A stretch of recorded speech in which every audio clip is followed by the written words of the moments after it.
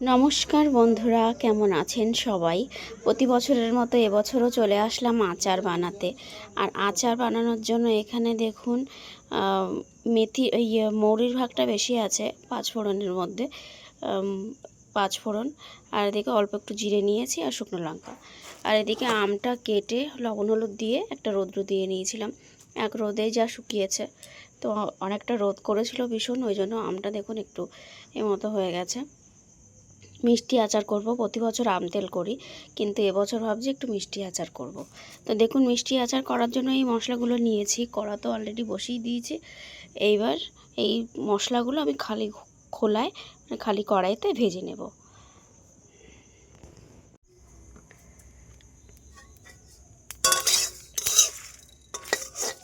লঙ্কার ভাগটা আমি অল্পই দেব, কারণ আমাদের দুটো ছেলে মেয়ে আছে, আমার ছেলে আমার জায়ের মেয়ে, ওরা একটু ঝাল কমই খায়, ওই জন্য ঝালটা একটু কম দেবো, মানে ঝাল মিষ্টি মতো হবে, হালকা হালকা ঝাল মিষ্টি।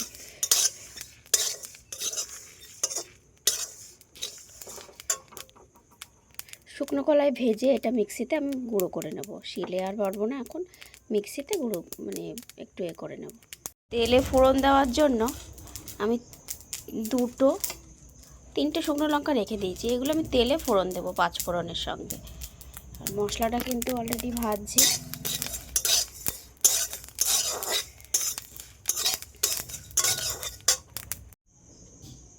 গুঁড়ো করে নিয়েছি মশলাটা মিক্সিতে মশলাটা পেস্ট করলে বেশ ভালো হয়, শিলেও ভালো হয়, কিন্তু আমি শর্টকাট করার জন্য একটু মিক্সিতে করলাম। মশলাতে ঢাকা দিয়ে রাখি, এখন যখন দেব নামানোর কিছুক্ষণ আগে তখন ঢাকাটা খুলবো। অনেকটা পরিমাণে আম, এতটা চিনি তো লাগবেই।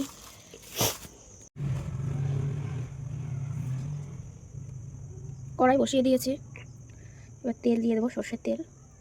আচারটা সর্ষের তেল দিয়ে করলে বেশ সুন্দর হয়, আমি বেশি পরিমাণে দেবো না, যেহেতু মিষ্টি আচার করবো। আম তেল মানে করলে আমার প্রায় 1 কিলো তেল লেগে যেত, এই যে আম আমার 1 কিলো তেল লাগতো, তো যাই হোক আমি এটুকুই তেল দেবো। আপনারা চাইলে এর থেকে একটু বেশিও দিতে পারেন। আর আপনারা যদি মনে করেন আমি অনেকদিন ঘরে রেখে দেবো, তাহলে একটু ভিনিগার দিয়ে দেবেন, অনেকদিন থাকবে, স্টোর করে রাখতে পারেন। ফোড়নের জন্য দেখুন এখানে 2টো কাঁচা লঙ্কা, স্রেফ 2টো কাঁচা লঙ্কা আর 2টো শুকনো লঙ্কা ফোড়নে দেবো, আর 5 ফোড়ন। আর আগেই তো মশলাটা আমি ভেজে রেখেছি, সেই মশলাটা পেস্ট হয়ে গেছে।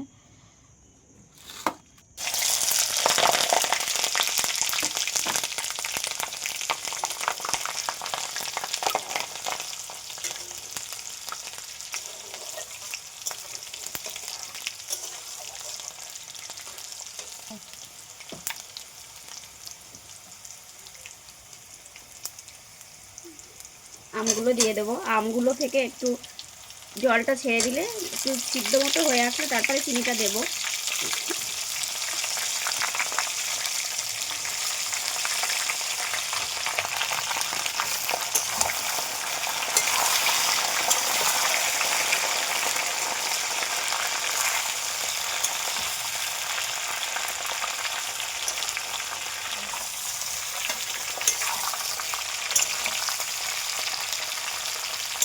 আমি তো লবণ মাখানো ছিল, আর আমি হাফ চামচ মতো লবণটা দেব, একদম হাফ দেবো, নাহলে লবণ বেশি হয়ে যাবে।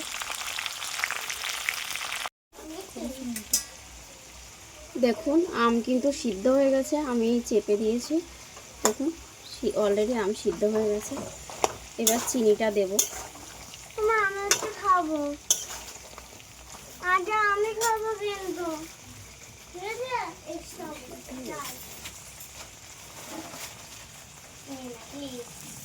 ফাটিয়ে দেবো, ওটাও ফাটিয়ে দেবো।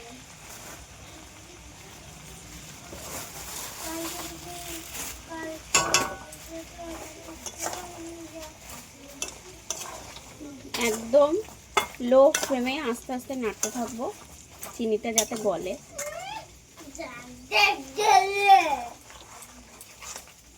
তারপরে মশলাটা দেবো, আমার আচার ডান।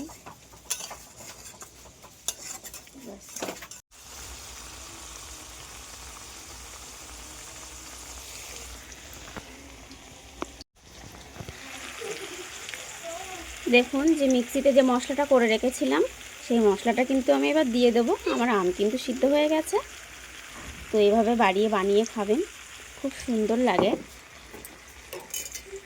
মিষ্টি আচার, মানে টক ঝাল মিষ্টি। নিচতে লেগে গেছে। সব দিচ্ছে কেন? এই মশলাটা দিয়ে আমি এবার নাড়িয়ে দেবো।